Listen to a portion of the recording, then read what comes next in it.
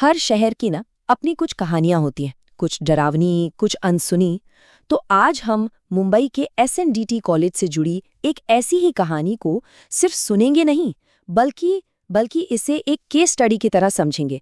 हम ये जानने की कोशिश करेंगे कि कोई शहरी किंवदंती, जिसे अर्बन लेजेंड कहते हैं, वो आखिर जन्म कैसे लेती है, फैलती कैसे है और क्यों क्यों वो पीढ़ियों तक जिंदा रहती है।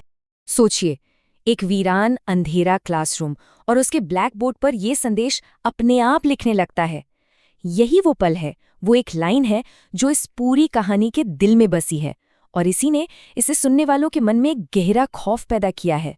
तो चलिए शुरू करते हैं। देखिए, किसी भी किंवदंती की जो नींव होती है ना, वो होती है उसकी जगह। और इस कहानी की जड़ें मुंबई के एक बहुत ही जाने माने कॉलेज और उसकी खास बनावट में हैं। तो जगह है मुंबई के जुहू का एसएनडीटी गर्ल्स कॉलेज। अब ये एक बहुत ही मशहूर और प्रतिष्ठित संस्थान है, लेकिन इसकी एक खासियत है। इसका जो कैंपस है वो दो बिल्कुल अलग अलग हिस्सों में बटा हुआ है। एक तरफ है दिन की चहल पहल और दूसरी तरफ एक ऐसी वीरान दुनिया जहां जाने से हर कोई डरता है। और यही यही वो कॉन्ट्रास्ट है जो किसी भी डरावनी कहानी के लिए एक परफेक्ट जमीन तैयार करता है। एक नई बिल्डिंग जहां दिन के उजाले में हजारों छात्राएं पढ़ती हैं, हंसती, बोलती हैं, और ठीक उसके बगल में एक पुरानी वीरान बिल्डिंग जिसके बारे में कहा जाता है कि वहां अंधेरे में किसी और का साया है। ये जो रोशनी और अंधेरे का फर्क है ना, यही डर को पनपने का मौका देता है। तो स्टूडेंट्स के बीच कहानी क्या फैली हुई है? कहते हैं कि पुरानी बिल्डिंग में एक टीचर की आत्मा भटकती है जो अपना बदला लेना चाहती है। और कहानी के जो एलिमेंट्स हैं वो भी बहुत क्लासिक हैं, जैसे रात के ठीक 2 बजे का वक्त, पूरे कॉलेज में गूंजती हुई आवाज। ये ऐसी डिटेल्स होती हैं जो किसी भी कहानी को यादगार और ज्यादा डरावना बना देती हैं। और अब कहानी में एंट्री होती है एक ऐसे किरदार की जो इन सब बातों पर यकीन नहीं करता, और यहीं से शुरू होती है विश्वास और अविश्वास की असली लड़ाई। देखिए, किसी भी कहानी को मजबूत बनाने के लिए एक शंकालु का होना बहुत जरूरी है। यहाँ वो किरदार है 20 साल का रोहन, जिसे ये सब मजाक लगता था। जब एक दोस्त ने उसे ये कहानी सुनाई तो उसने इसका मजाक उड़ा दिया। बस, फिर क्या था, उसे चुनौती मिल गई। हिम्मत है तो एक रात वहां गुजार कर दिखाओ। रोहन ने भी तुरंत हाँ कर दी और अपने दोस्त विशाल को साथ ले लिया। उनका प्लान एकदम सीधा था। रात के 1:30 बजे जब सब कुछ शांत हो जाएगा, वो कॉलेज की पिछली दीवार फांदकर उस वीरान बिल्डिंग की सच्चाई का पता लगाएंगे। और अब वो उस दहलीज को पार करने वाले थे जिसके दूसरी तरफ डर और रहस्य की एक पूरी दुनिया उनका इंतजार कर रही थी। जैसे ही उन्होंने अंदर कदम रखा ना, माहौल ने अपना असर दिखाना शुरू कर दिया। दीवारों पर उगी हुई झाड़ियां, हर तरफ मकड़ी के जाले और दरवाजे की वो जंग लगी चीख। वहां इतनी गहरी, इतनी अजीब खामोशी थी कि उन्हें सिर्फ अपने दिल की धड़कनें ही सुनाई दे रही थी। मतलब डर के लिए माहौल पूरी तरह से तैयार हो चुका था। और फिर उस खामोशी को एक आवाज ने तोड़ा। एक खाली क्लासरूम से किसी औरत के पहाड़े बोलने की आवाज आ रही थी। ऐसा लग रहा था जैसे कोई अदृश्य टीचर पढ़ा रही हो। ये सुनते ही विशाल तो बुरी तरह घबरा गया। रोहन को अब भी लग रहा था कि शायद कोई उनके साथ मजाक कर रहा है। वो हिम्मत करके क्लासरूम की तरफ बढ़ा, लेकिन जैसे ही दरवाजे के पास पहुंचा, आवाज बंद हो गई। पर तभी उन्हें अचानक एक अजीब सी हाड़ कंपा देने वाली ठंडक महसूस हुई, जैसे जैसे वो किसी फ्रीजर के सामने खड़े हों। और यहीं से उनकी ये छोटी सी जांच एक भयानक हकीकत में बदलने वाली थी।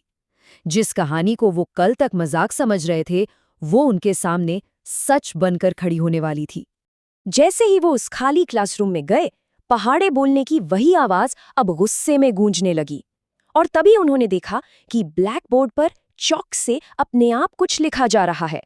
यही वो संदेश था जिसने उनकी रूह कंपा दी।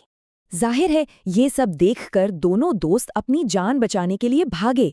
वो बिल्डिंग से बाहर तो निकल आए, लेकिन जब रोहन ने पीछे मुड़कर देखा तो विशाल उसके साथ नहीं था, वो गायब था। रोहन ने घबराकर विशाल को आवाजें दी और तभी उसकी नजर पहली मंजिल की एक खिड़की पर पड़ी। उसने देखा कि विशाल अंदर फंसा हुआ है और रोते हुए खिड़की को पीट रहा है, लेकिन वो खुल नहीं रही। अब रोहन अपने दोस्त को ऐसे तो छोड़ नहीं सकता था, तो वो हिम्मत करके वापस अंदर गया। जब वो उसी क्लासरूम में पहुंचा तो उसने जो देखा वो किसी बुरे सपने से कम नहीं था। विशाल जमीन पर बैठकर रोते हुए पहाड़े बोल रहा था और उसके ठीक सामने एक औरत खड़ी थी। धूल से सनी, फटी हुई काली साड़ी, सड़ती हुई त्वचा और पूरी तरह सफेद आंखें। वो रोहन को देखकर पागलों की तरह मुस्कुराने लगी। ये खौफनाक मंजर देखकर रोहन के हाथ पैर फूल गए। वो घबराकर भागा, लेकिन सीढ़ियों पर ही उसका पैर फिसल गया और वो गिरकर बेहोश हो गया। लेकिन कहानी यहाँ खत्म नहीं होती। असल में असली कहानी तो अब शुरू होती है। उस रात के बाद जो हुआ ना, उसने इस किंवदंती को हमेशा हमेशा के लिए जिंदा कर दिया। जब रोहन को होश आया तो उस रात की सच्चाई और भी ज्यादा उलझ गई। क्यों? क्योंकि रोहन को याद था कि विशाल फंस गया था और वो उसे बचाने गया था।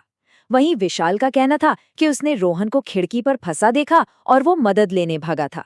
अब सोचिए, दो दोस्त, एक रात पर दो बिल्कुल अलग अलग यादें।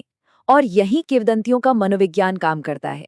जब हम बहुत ज्यादा डर जाते हैं तो हमारी याददाश्त भरोसेमंद नहीं रहती, और ये अधूरी अलग अलग कहानियां ही किसी भी लेजेंड को फैलने का मौका देती हैं।